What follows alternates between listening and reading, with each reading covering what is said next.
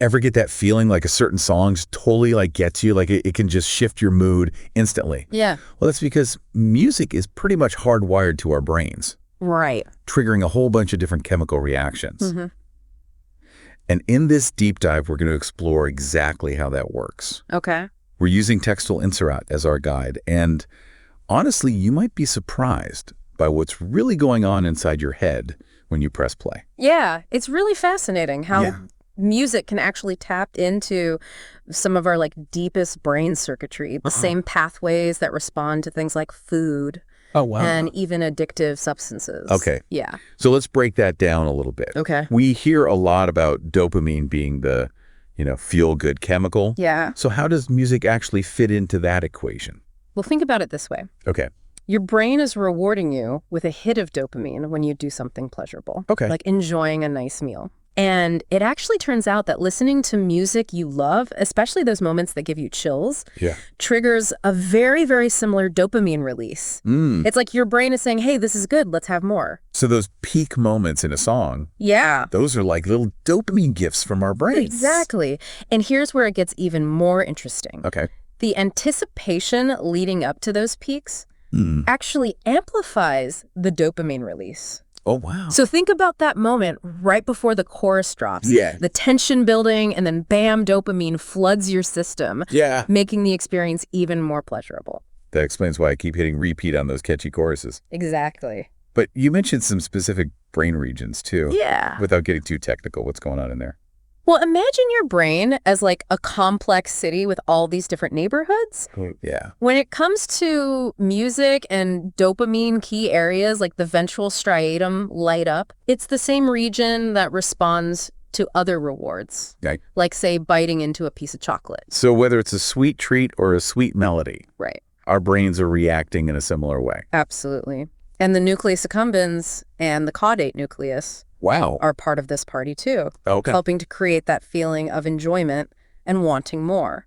It's incredible to think about this whole like symphony of brain activity. It really is. Just happening because we're listening to music. But dopamine isn't the only player in this orchestra. Right.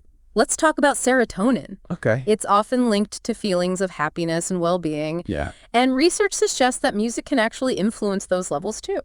So like when I put on a specific playlist to unwind after a long day, maybe that's my brain tapping into serotonin. It very well could be. While research is still ongoing, there's a growing body of evidence that suggests that certain types of music can boost serotonin levels, contributing to that sense of calm and relaxation. And this connection might explain why music therapy is being used to help people struggling with things like anxiety and depression. So music isn't just about entertainment. Right. It has the potential to be a therapeutic tool, too. Precisely. And that's not all. Okay. Have you ever noticed how music can bring people together? Right. Like the feeling of connection you get at a concert or singing in a choir? Yeah. Well, that's where oxytocin comes in. Oxytocin, the love hormone. Yeah. I usually associate that with romantic relationships. It's definitely involved in those, but it's much broader than that. Okay. Oxytocin plays a crucial role in social bonding and trust in general.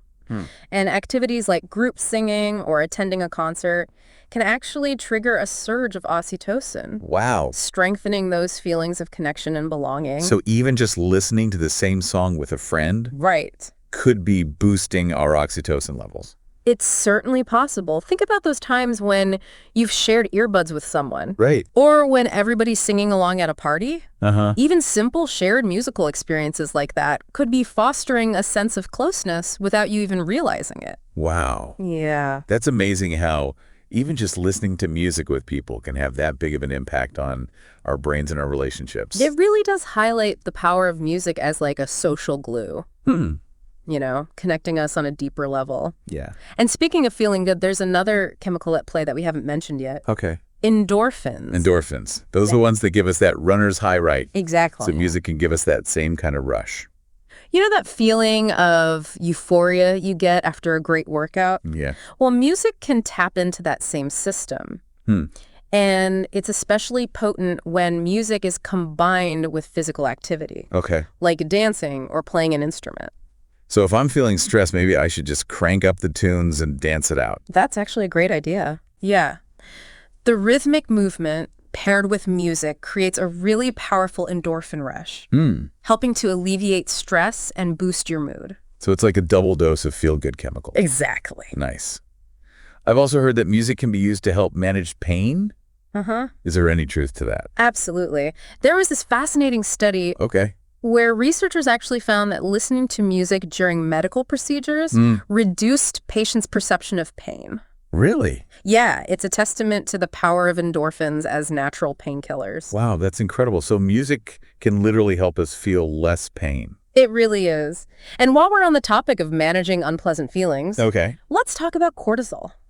You know, it's often referred to as the stress hormone, and it plays a role in how we respond to, like, challenging situations. Yeah, I definitely feel that surge of cortisol when I'm facing a deadline. Yeah. We're about to give a presentation. We all do. But here's the good news. Listening to calming music can actually lower those cortisol levels, helping us to feel more relaxed and in control. So music can be like an antidote to stress. It certainly can be. I like the sound of that. And this actually has some practical applications, too. You know, think about incorporating calming music into your daily routine, especially during those times, you know, you'll be facing stress. Yeah. Like before a big meeting or like a challenging task. You know, we've talked about how music triggers dopamine, serotonin, oxytocin, endorphins. But it feels like there's something even deeper going on. Yeah. Like a more profound emotional connection. Right. What's happening in our brains when a song just brings us to tears or gives us goosebumps? That's a great observation. And it leads us to the brain's opioid system. It's the same system that responds to other pleasurable stimuli. And it plays a crucial role in our emotional responses to music. The opioid system. So are you saying that listening to music can be as addictive as, like, using drugs? Not exactly. It's important to remember that the opioid system is a natural part of our brain's reward circuitry.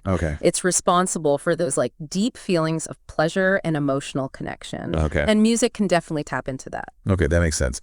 But I'm still curious about those, like, really intense emotional responses. Yeah. Is there research that actually, like, backs that up? Definitely. Studies have shown that when researchers block opioid receptors with drugs, people actually experience less pleasure from listening to music. Really? So it suggests that this system is like a key player in our emotional connection to music. Wow, that's some pretty convincing evidence. Yeah. I know for me, there are certain songs that just instantly, like, transport me back to a specific memory or time in my life, triggering this whole flood of emotions.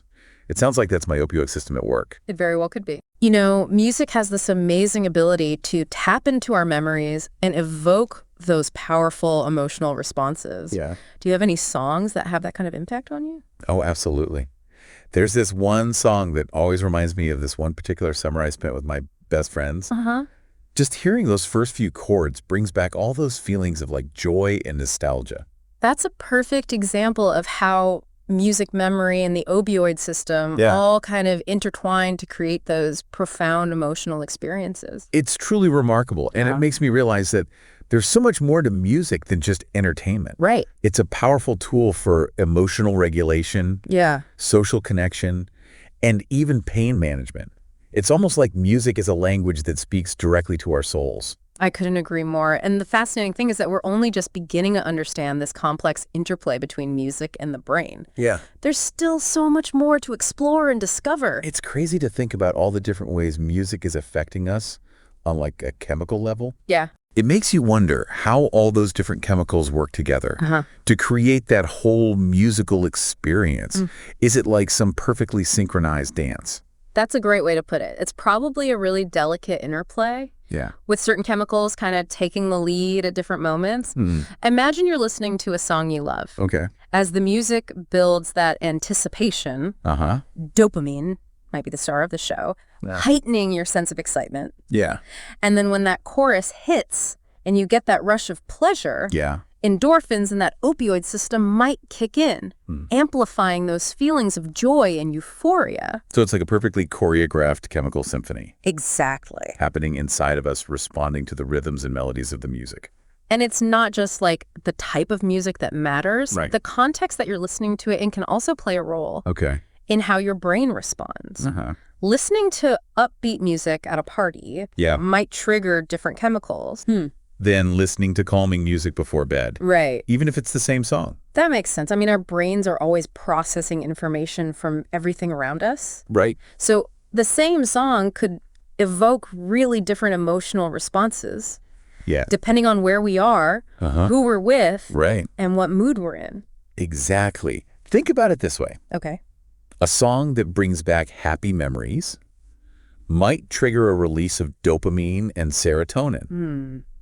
But then a song that's associated with a really sad event might activate that opioid system. Yeah. Leading to like a more melancholic experience. It's amazing how music can have such a powerful impact on our emotions and memories. It really is. Now that we kind of know how it all works, Yeah. it makes me want to be more careful about what music I choose to listen to. I think that's a fantastic takeaway from this deep dive. Yeah. Now you have a better understanding of the tools you have at your disposal. Think about it. You can use music to elevate your mood. Reduce stress, spark your creativity, or even strengthen your social bonds. It's like having a personalized pharmacy of sound. Exactly. Ready to dispense the perfect chemical cocktail for any situation. And as we learn more about this relationship between music and the brain, we might even see personalized music therapies. Wow. That are designed to enhance well-being or address specific needs. That's a future I'm excited to hear.